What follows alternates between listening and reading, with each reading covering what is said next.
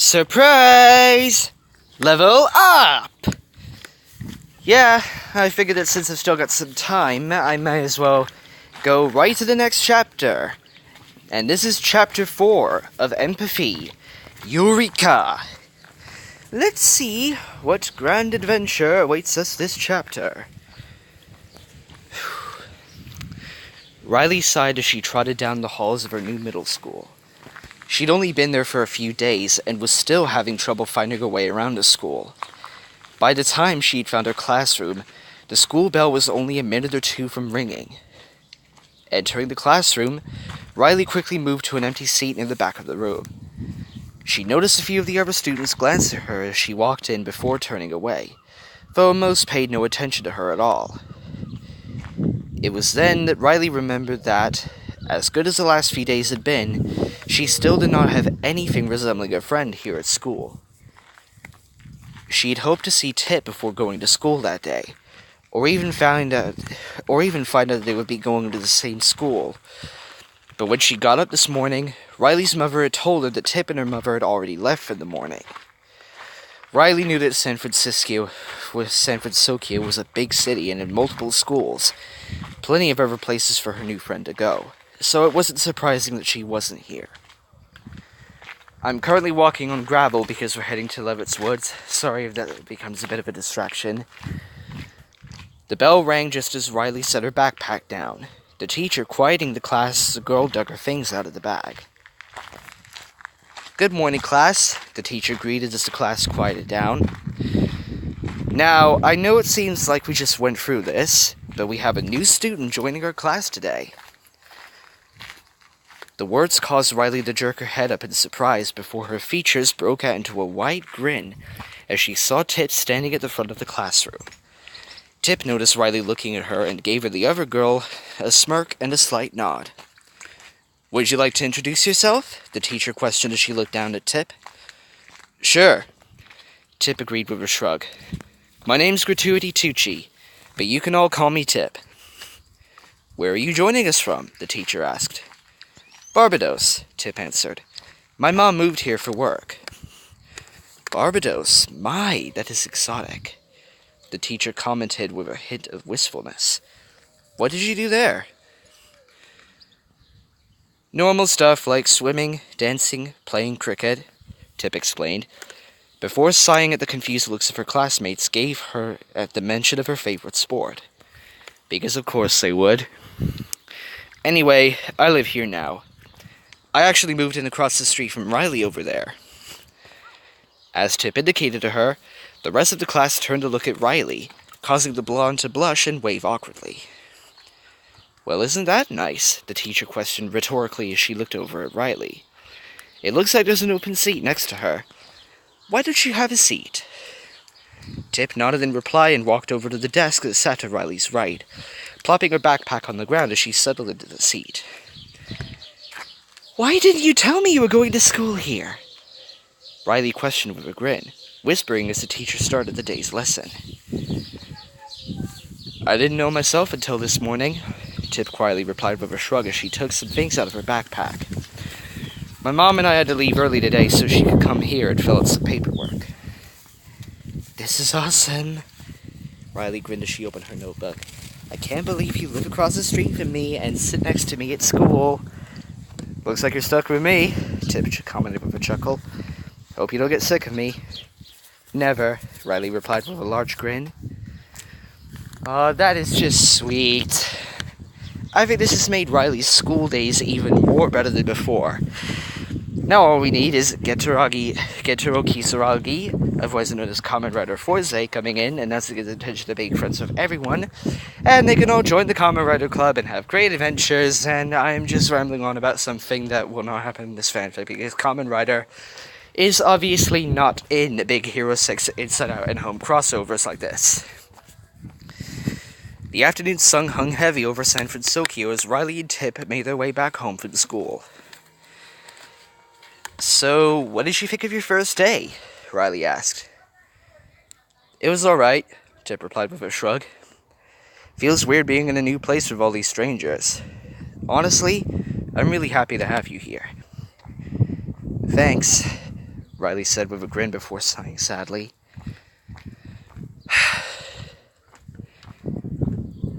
At least your first day went better than mine.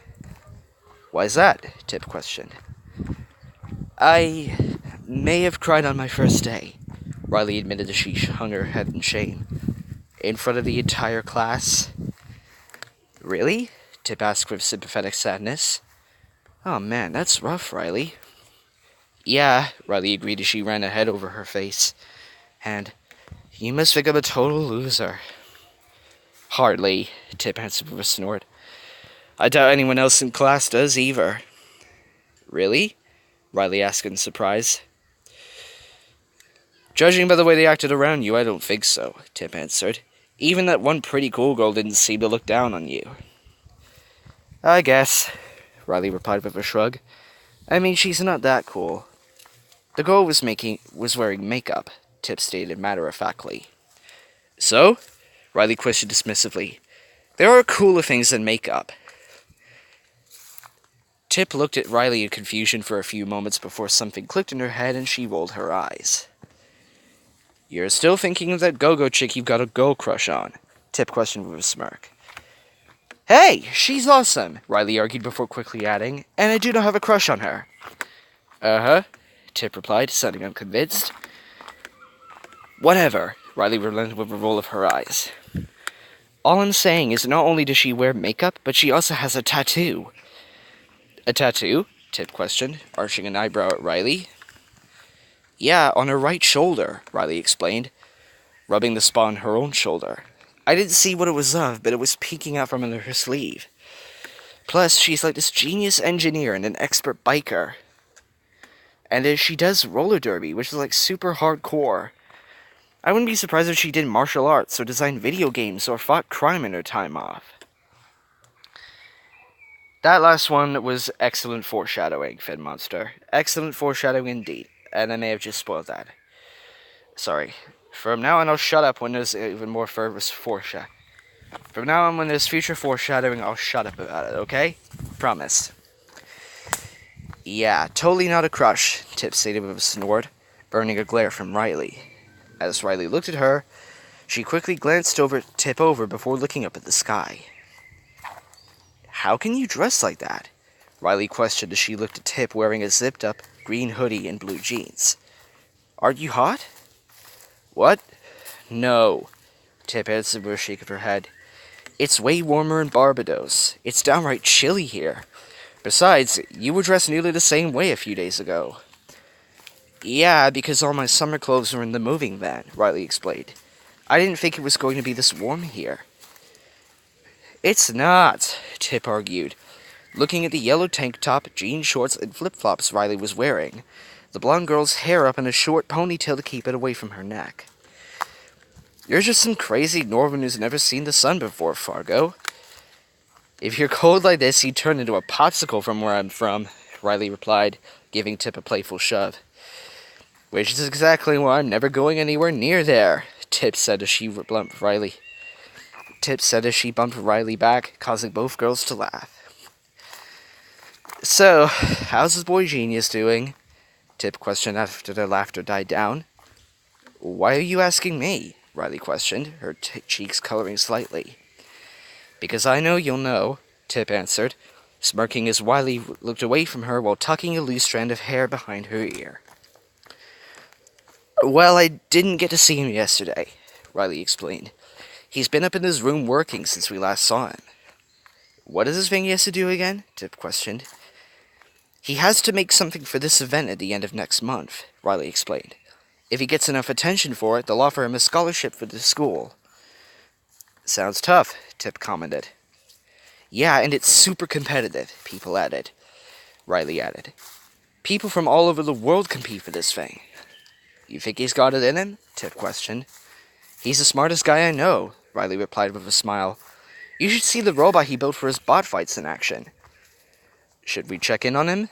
Tip asked. Hi, Sean. Yeah, I'm just, recording a video. Take care, have fun.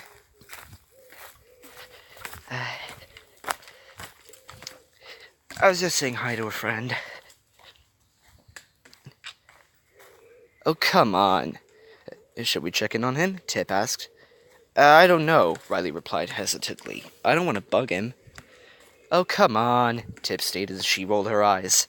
I'm sure he's got whatever it is built already. Besides, we're almost at a lucky cat anyway. Tip, Riley began to argue, but trailed off as the other girl reached out and grabbed her arm before dragging the blonde behind her down the street. Stop whining and come on, Tip ordered as they went. It'll be fine. After a moment, Riley stopped resisting and fell into step next to Tip. A few minutes later, they were stepping into the Lucky Cat, the bell above the door chiming as they entered. Well, if it isn't my two newest customers, Cass commented as she looked up to the sound of the bell, smiling as she caught sight of the girls before glancing to the side.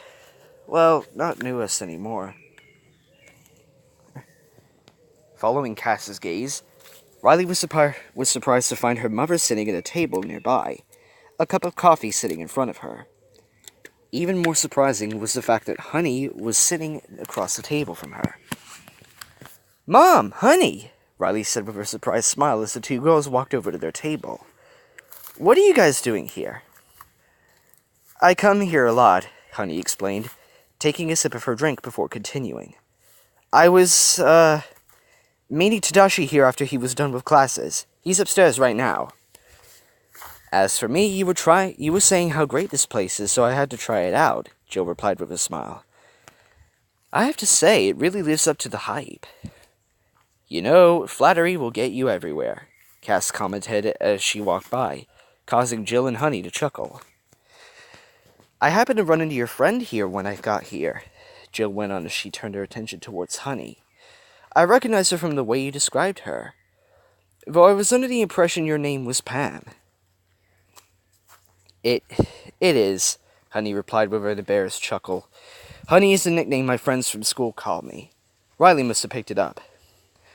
So, how was your first day, Tip? Jill questioned, chuckling in amusement as she turned her attention towards the girl. Pretty good, still getting used to this place, Tip answered. As we all are, Jill replied. What brings you two here? Riley mumbled as she tucked another strand of hair behind her ear. We're here to see Hiro, Tip answered. We want to see what he's working on. Well, you're in for some disappointment, Tadashi said as he walked down the stairs to join them. Hiro has come up with exactly 0 ideas. Kinda like me when I'm writing a fanfic of my own. That doesn't sound good, Riley commented worriedly. Washed up at 14, Tadashi stated with false sadness. He slowly shook his head. So sad. Tadashi, Cass chided as he gave her nephew a pointed look before smiling at the girls. I'm sure he'd love to see his friends, though. Why don't you two head up to his room? Top of the stairs. Can't miss it. See if you can try to get him to look at things a different way, Tadashi suggested as Honey stood up and collected her things. Get him to use that big brain of his. The girls nodded, leaving their backpacks with Jill before making their way up the stairs, stepping over Mochi, who had spread himself across one of the steps. They followed the stairs up to the second floor, which housed most of the apartment, including the living room, kitchen, and doors leading to other, smaller rooms. The walls were lined with pictures, many including a woman who resembled Cass and a man who resembled Tadashi, with what looked like much younger versions of the Hamada brothers. Continuing up the stairs, Riley and Tip came to the smaller third floor. The entire floor was taken up by one room, which was split into 2 bedrooms. 2 beds occupied much of the floor, while the walls were covered by posters and shelves packed with action figures.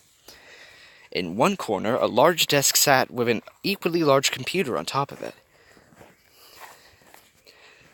As the girls reached the top of the stairs, they found Hiro sitting at the computer desk, in a revolving wheeled chair, gently banging his head against the wooden surface, piles of balled-up pieces of paper surrounding him. Riley and Tip glanced at one another before turning their attention back to Hiro. Hiro? Riley asked hesitantly. Are you okay? At the words, Hiro stopped hitting his head against the desk and slowly lifted it up before turning to look at the girls. Hiro's hair was even messier than usual, and he blinked at the girls with bleary eyes, dark bags hanging under them. "Riley?" Hiro questioned in confusion. "Tip? What are you guys doing here?" "We're here to check on you," Tip stated, narrowing her eyes at Hiro. "Dude, when's the last time you slept?" "What day is it?" Hiro asked in return, causing Riley to blink in surprise as Tip sighed and pinched the bridge of her nose. "We heard you were having trouble," Riley explained as she approached Hiro. "My brain is useless," Hiro groaned. "I have no idea what I can make to show off what I can do, and without one, I'll never get into SFIT. You know what? I'm going to nickname SFIT SFIT from now on, because that's what it would sound like if you'd take out the word spit and replace it with an F, and replace a P with an F. SFIT. Lola, come on. Sorry, I'm still walking, Lola. Well, I'll tell you what, you're not going to figure out anything out running on empty, Tip commented as she crossed her arms over her chest. You should get some rest. Don't have time to rest, Hiro replied as she shook his head again before resting it on the desk again. If I don't come up with an idea, I'm dead in the water. Fine, Tip sighed dramatically as she turned towards the stairs, talking over her shoulder to the others. I'll go see if I can get your aunt to make you something to wake you up. As Tip began to leave, she caught Riley's eye. As she started making her way down the stairs, Tip looked between Riley and Hiro before pointing at him. Riley looked at her friend in confusion, but Tip merely pointed at Hiro again before disappearing down the stairs. Riley sighed quietly before turning her attention back towards Hiro. As Riley looked at the older boy, she began to chew her lip thoughtfully, before she thought about what Tadashi had told her a few minutes ago. As she pondered his words, an idea came to her, causing Riley to grin. Hey, Hiro, Riley said, prompting Hiro to lift his head back up to look at her. As he did, Riley jumped forward and grabbed the back of Hiro's chair before giving it a hard yank, causing it to spin rapidly. Hiro let out a cry of alarm as his room swirled around him, Riley laughing as she continued to spin it. Riley! Hiro shouted in surprise. What are you doing? Shaking things up, Riley answered with a laugh. Giving the chair a shove, Riley sent it rolling across the room before it bumped into Hiro's bed, throwing him onto it so his head was hanging off the end. As Hiro tried to recover, Riley let out a laugh before running over and flipping onto the bed, landing next to Hiro in the same position. Helping you see things from a new perspective, Riley continued with a giggle. Hiro blinked and shook his head to regain his bearing before looking to the side to find Riley still giggling at him. After a moment, Hiro joined in and the two lay hanging off the side of his bed, laughing at each other. Slowly, the laughter died down and they laid their hair hanging around their heads as they looked at each other's eyes, his brown meeting her blue. After a moment, Hiro realized how long he'd been staring at Riley, causing him to cough awkwardly and look away, his cheeks turning red. Hiro's actions made Riley also realize the awkwardness of the situation as she glanced away as well, running a hand through a few loose locks of her hanging hair as her cheeks took on a rosy tint. As Hiro looked anywhere but at the girl laying next to him, his eyes fell on Megabot, the robot sitting on his desk near one of his computer monitors. Turning his head to get a better look at the robot, an idea began forming in Hiro's head. His face lighting up with a megawatt smile, Hiro rolled to his feet and let out a whoop of joy. Woo! That's it! Hiro exclaimed happily. What's it? Riley asked in confusion as she rolled back to her feet. Riley, you're a genius! Hiro exclaimed happily as he turned towards the girl and pulled her into a hug before lifting her off the ground and spinning her around. After a moment, Hiro put Riley down, grinning at her as he put his hands on her shoulders, ignoring the bright blush that colored the girl's features. What did I do? Riley questioned in surprise. You, Miss Riley, have officially got Hiro's brain in top gear. You helped give me an idea, Hiro explained happily. The best idea! The one I'm going to use to get into SFIT. Come on! With that, Hiro grabbed Riley's hand before spinning around and heading for the stairs, grabbing Megabot and tucking it under his arm as he passed his desk while pulling the girl along with him. As they went, Riley couldn't help but get caught up in Hiro's enthusiasm, giggling as they began bounding down the stairs. As they reached the second floor, they came upon Tip making her way up the stairs with a cup of coffee. Tip's eyes widened as she saw Hiro and Riley barreling towards her down the stairs, causing her to freeze in place. "Thanks, Tip," Hiro said, grabbing the coffee from the girl's hand as he ran past her. "Hey!" Tip shouted before Riley grabbed the girl's hand as she ran past, dragging her along with them. "Whoa!" The three ran down the stairs and through the cafe, the patrons, including Jill, watching them as they flew out the door. Hiro's stocking feet pounded against the pavement as he led the girls around the corner of the building to a garage. Cass's truck parked in the driveway leading up to it. The three of them stumbled to a stop in front of the garage as Hiro released Riley's hand before bending down to lift open the garage door. "All right," Tip said, puffing as she caught her breath. "Do either of you want to explain to me what's going on?" "I don't know," Riley chuckled, catching her breath as well. "Hiro's got an idea." "What's the idea, boy genius?" Tip questioned as Hiro finished opening the garage door. Inside, the garage was spacious, everything it contained having been pushed against the walls, leaving the middle full of open space. The equipment inside the garage made it resemble some sort of machine shop, with a workbench on either side, a 3D printer in the back corner, and a large computer sitting along the back wall. The other back corner held a sort of sitting area, with a rug, a beat-up old couch, and a purple beanbag chair. "Megabot uses magnetic bearing servos, right?" Hiro questioned as he looked over his shoulder at the girls while walking into the garage. Riley and Tip exchanged a glance. "Sure," Tip allowed, prompting Hiro to continue. "Well, those allow Megabot to reconfigure himself in just about any way you can imagine," Hiro explained as he sat in a rolling chair near the center of the garage, setting Megabot down on one of the nearby workbenches before taking a sip of the coffee in his hand. "That's what lets him break apart and pull himself back together," Riley surmised as she and Tip stepped into the garage. "Exactly," Hiro replied, pointing at Riley and grinning. "So, my thought was, what if I could do that on a larger scale?" "What do you mean?" Tip questioned as she leaned back against the workbench. "Well, what if I could have a bunch of these things?" Hiro questioned, pointing at one of the 3 servos that made up Megabot's body. "Like hundreds, thousands, millions even!" "That seems like a lot of these things," Riley commented, pushing herself up onto the workbench so she could sit on it, before picking up Megabot and looking the robot over. "Yeah, which is why I was going to miniaturize them," Hiro explained. "There would be a whole, a whole swarm of them. You could basically make anything you want out of them." "So, like nanobots?" Tip ventured.